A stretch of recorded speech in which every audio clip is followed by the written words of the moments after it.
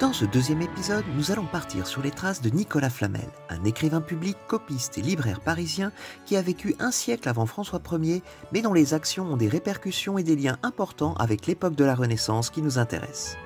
Nicolas Flamel a vécu à Paris dans la rue qui porte actuellement son nom, mais ce n'était bien entendu pas le cas de son vivant.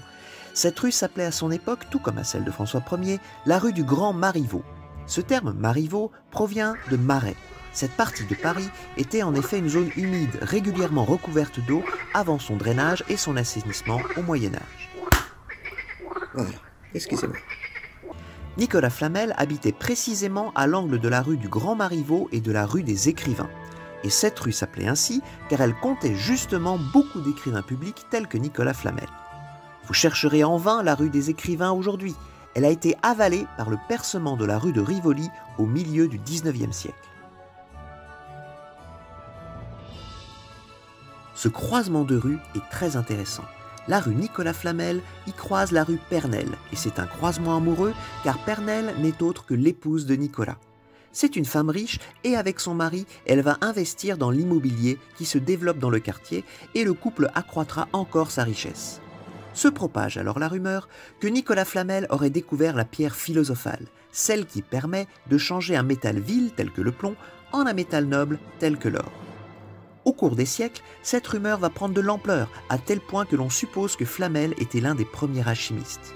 Ce lien supposé entre personnes riches sorties un peu de nulle part et alchimie entoure également un personnage de l'époque de François Ier, Nicolas le Valois d'Escoville, un riche marchand normand anobli en 1522 et qui se fera construire un somptueux hôtel particulier à Caen dans les années 1530. Nicolas d'Escoville restera néanmoins moins célèbre que Nicolas Flamel, qui sera considéré comme une sorte de précurseur d'un vrai alchimiste, Paracelse. D'origine suisse, il a vécu au temps de François Ier. Voici son portrait que l'on peut admirer au musée du Louvre. Il est l'auteur de la fameuse formule « c'est la dose qui fait le poison ». Paracelse est par ailleurs un des protagonistes haut en couleur de la saga du chroniqueur de la Tour. Quel que soit le moyen, réel ou imaginaire, avec lequel Nicolas Flamel a acquis sa fortune, qu'en a-t-il fait? Il a d'abord financé des œuvres pieuses. Souvenez-vous du cimetière des Innocents que nous avons vu dans la première partie. Régulièrement, il fallait vider les tombes non entretenues et les fosses communes. Les ossements exhumés étaient entassés dans des sortes de mausolées. Flamel a financé et fait décorer une arcade d'un de ces mausolées. Flamel a également contribué à la réfection du portail de l'église Saint-Jacques de la Boucherie. Une église liée à la boucherie?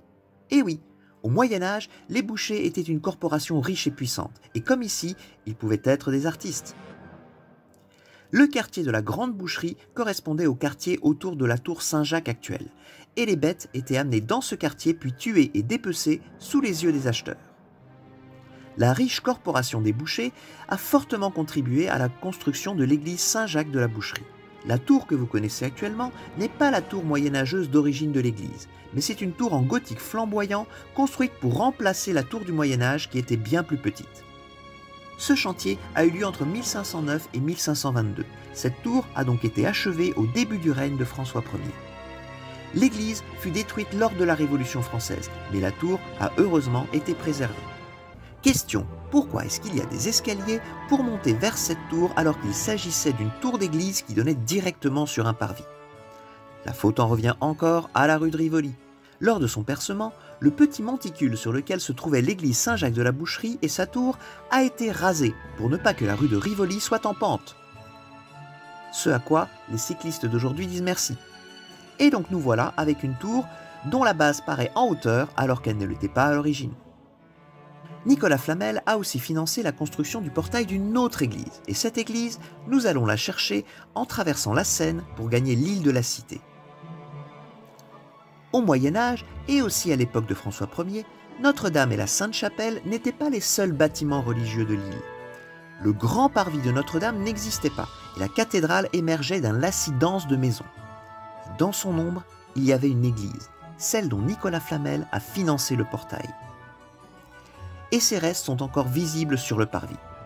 Voyons, à quoi peuvent correspondre ces dalles blanches disposées bizarrement? Eh bien, c'est le tracé de cette église, Sainte-Geneviève des Ardents. Mais sic transit gloria mundi, elle a été détruite en 1747.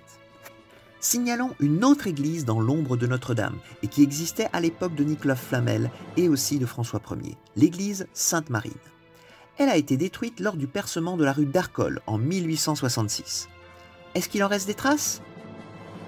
Ah, regardez, du goudron de couleurs différentes. C'est peut-être un indice.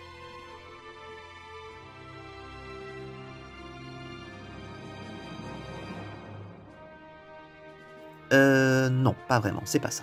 Bref, toutes traces de l'église Sainte-Marine ont bel et bien disparu. Outre les travaux dans les églises, Nicolas Flamel a aussi financé la construction de maisons pour les pauvres. L'une d'entre elles est restée debout jusqu'à maintenant, la maison dite de Nicolas Flamel, dans laquelle il n'a en fait jamais habité. Cette maison, qui date de 1407, est la plus ancienne de Paris. Comme l'indique l'inscription sur la façade, les pauvres ne devaient payer aucun loyer et devaient juste faire 2 prières par jour en l'honneur des morts et en l'honneur de Nicolas Flamel. Je ne suis pas sûr que l'office des HLM de la ville de Paris accepterait que l'on revienne à de telles pratiques. Dernier lien entre Nicolas Flamel et le règne de François Ier, la rue dans laquelle se trouve sa maison, la rue Montmorency, nommée en l'honneur d'une grande famille noble qui avait son fief dans le Val d'Oise.